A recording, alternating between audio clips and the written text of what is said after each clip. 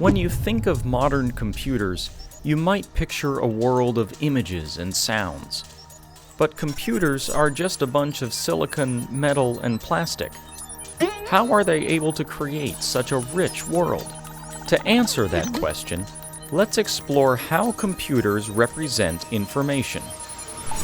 For a computer, information isn't just facts. Everything you can see or hear counts as information. Throughout history, human inventions have stored the information of the world. Let's look at sound. In the late 1800s, Thomas Edison patented the phonograph, a device that could record and play back sound. Sound is a series of vibrations in the air. These vibrations, information, entered the phonograph. They shook a stylus, which cut the vibrations into wax. To play back sound, the machine was operated in reverse. The wax rotated, and the stylus vibrated in the grooves it had cut. The cone made these vibrations louder, reproducing the sound. Wax evolved into vinyl discs, and cones were replaced by electronic amplification, but the fundamental idea remained the same. The phonograph is an example of analog storage. Analog storage keeps an exact copy of the information.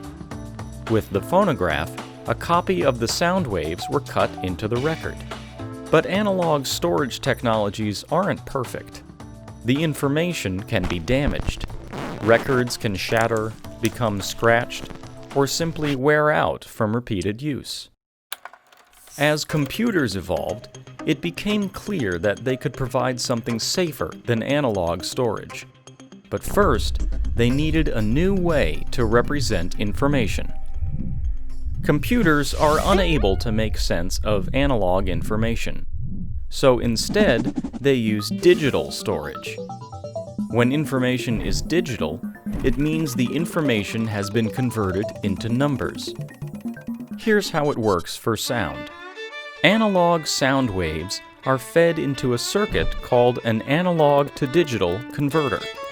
It takes measurements, or samples, of the sound wave, and then records those as numbers in the computer. Those numbers can then be saved as a file, edited in a piece of software, or sent over the internet. To play back the sound, the process happens in reverse. A circuit called a digital-to-analog converter reads the numbers and turns them back into sound waves.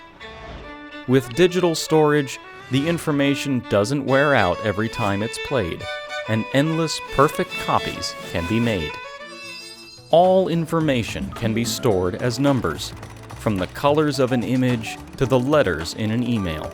This digital way of interpreting and storing the information of the world is the secret that turns computers into such powerful machines.